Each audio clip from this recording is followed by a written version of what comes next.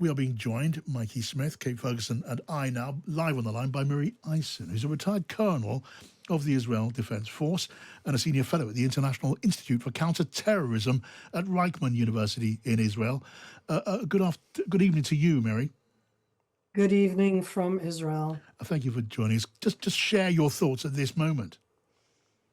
I want to think that I'm feeling bittersweet, meaning, oh my goodness, we're almost there. We're very hopeful. I am one of the voices who has been very pessimistic about Hamas being able to come to a deal, and I'm not as pessimistic as I was in the past. And having said that, the devil is in the details. And at this stage along the way, I think that everybody can understand that if Hamas and Palestinian Islamic Jihad and other factions in the Gaza Strip have been holding 98 people for the last 468 days, and we tried to get to some of them, not successfully, and over 100 were released over a year ago. What we're talking about right now is the details. Are they alive? Are they dead? Who is going to come home? And in Israel right now, I said bittersweet because at the end, if I'm a mother right now of a son, then my son's not going to be coming home at the beginning. If I'm the mother of a daughter, there's more of a chance. But can you imagine that kind of situation where nobody knows yet who the names are, if they are alive or dead? No, I mean, that sums up the anguish that these poor people must be going through. The hostages suffering, who knows what kind of anguish in the hands of Hamas, still at this final stage, waiting to see, well, will they be released? Will they be among the, maybe 33 hostages said to have been released? Now, it's suggested that of those 33, assuming that's the number of the initial hostage number to be released, we will see those who died in the hands of Hamas. I mean, the pain is scarcely imaginable. And also, of course, the Palestinians in Gaza, Miri, we're hearing the corridor, the Rafah crossing would be opened up, aid finally allowed across. And you would not play down what the people of that territory have been through, the enormous amount of death that's occurred, the suffering and deprivation. That has been so much a part of this tragedy too. I think that war is horrible. I think that when you initiate the most diabolic type of attack that took place on October 7th and start a war, war is horrible for all sides. And those who suffer are us civilians on all sides. And it isn't that I'm sitting in my nice house and my heart can go out to a woman like me who's going to be in a tent in the Gaza Strip right now. This isn't about comparing the suffering. War is terrible. And for the last 15 months, we have been in a horrible war. And I want to say clearly, Hamas took the hostages and they could have given them back a year ago when they started then, and they didn't. There are choices that were made here by Hamas, not by the Palestinians, not by the people, by Hamas. And I say it with my heart going out, we all need this war to end. But when this war ends, we need it to end where it's better for people. And I don't think it's better for the Palestinians for Hamas to be ruling. I don't think it's better for the people, the Palestinian Islamic Jihad in the last 15 months, because people don't talk about them enough, and they're holding a portion of the hostages that we have never seen, that we don't know who they are, what their situation is. In that sense, that diabolical aspect is about suffering. And yes, we all need to get past to be able to rebuild within, and to rebuild looking to the future. All right. Miri Eisen, my colleague Mikey Smith and Kate Ferguson are here with me in the studio, in the Times Radio studio. Mikey Smith. Yeah, I was just going to ask, obviously we've heard that there'll be sort of an initial release over a number of weeks of 33 hostages, which obviously is a fraction of the number that are still being held. Is that going to be?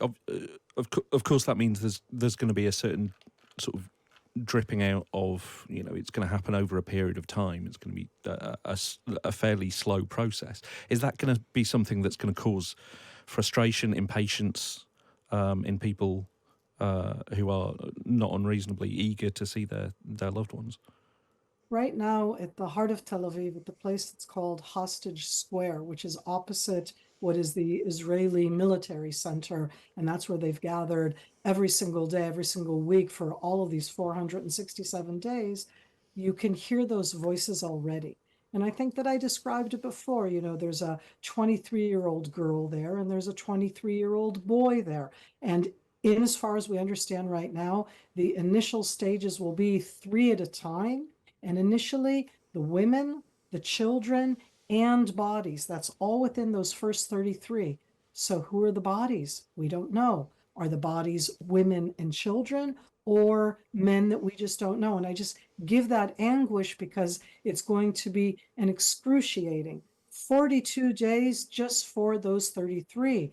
And then you still have an additional 65 people, both alive and dead. There it's already more clear that there are more dead, but every single family.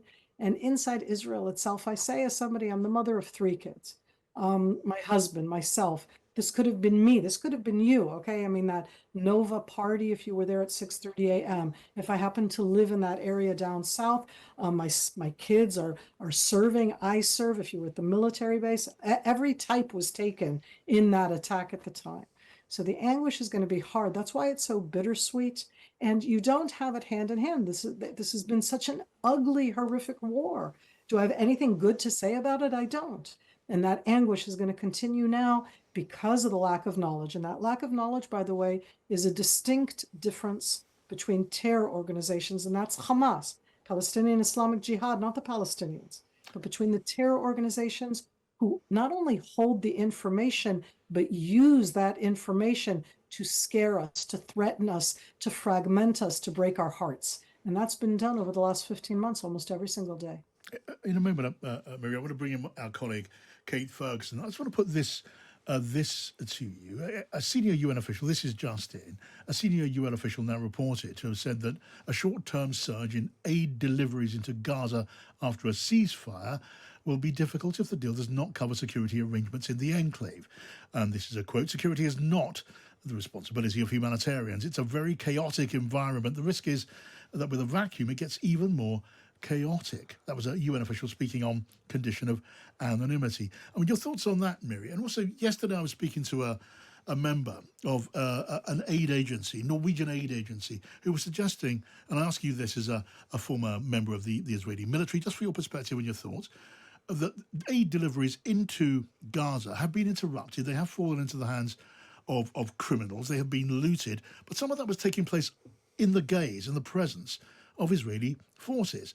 And this member of the Norwegian aid agency was holding or seeking to point a finger of blame, if you like, at some of those Israeli military personnel for, as she was suggesting, allowing some of the deprivation to take place to the extent that it has. Just what are your thoughts on that?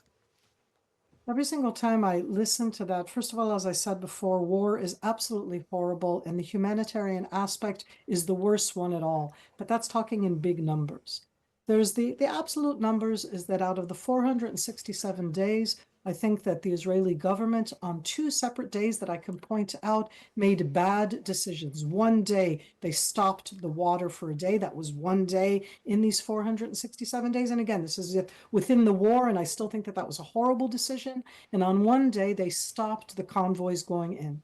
And on all of the other 465 out of this 467 days that Hamas initiated on purpose in all sorts of different ways, we allow it in, we enable it in. And you're right, we're the ones who are there, but we have not conquered the Gaza Strip. We didn't do that. We have gone in both looking for hostages, trying to destroy the Hamas terror military capabilities. And this is the most challenging environment that there is because it's millions. All right. So I don't have an easier answer for that. I really do think that the anonymous and Norwegian woman who maybe is not anonymous should come and give the exact data, because I'm in a military that holds itself as being something that's supposed to be under the rule of law. And if we have done things like that, then we need to check ourselves. And we have checked ourselves, but for some reason that's never published. Yeah, I should say, indeed, harsh mistakes, then we need to check that. That cannot be. Okay, I should say that was not an anonymous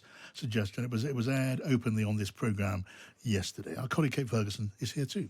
Oh, I wanted to ask a question.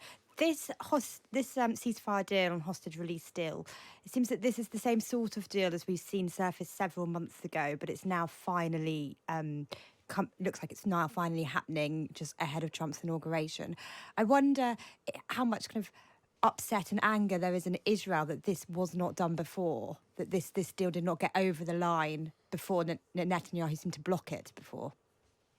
I always wonder as I look at all the different countries around us, I don't compare myself as Israel to a Lebanon or a Jordan or an Egypt or an Iraq. I do compare myself to a country that I greatly admire, like the United Kingdom or France or Holland, and how you would be in such a situation, because it is unprecedented. I have no good answers. There's polarization inside the Israeli political structure. We were in a horrific year of 2023 within that polarization of demonstrations of anti-government, and that came both into the war and to the issue of the hostages. I'm not going to deny it. Having said all of that, I personally want to hope, I want to believe that the Israeli prime minister, I want to hope, I'm not sure if I believe it, that he would not have stopped a negotiation process just because of politics, but because of coalition government, who would leave the coalition at the time. All right, It's Miri. always easy to blame us, but in this case, I actually put the finger much more on Hamas, that really it's a terror organization. We look at it as if being like this legit political partner. It is not. And I'm not talking about the Palestinians. I'm talking about Hamas, the murderous organization that did and planned for years that October 7th attack. Okay, Can Miri, you imagine? Miri, forgive me for interrupting you, and I wanted to put some of those points to you, and thank you for joining us and giving us your thoughts and your answer to the points that were put to you.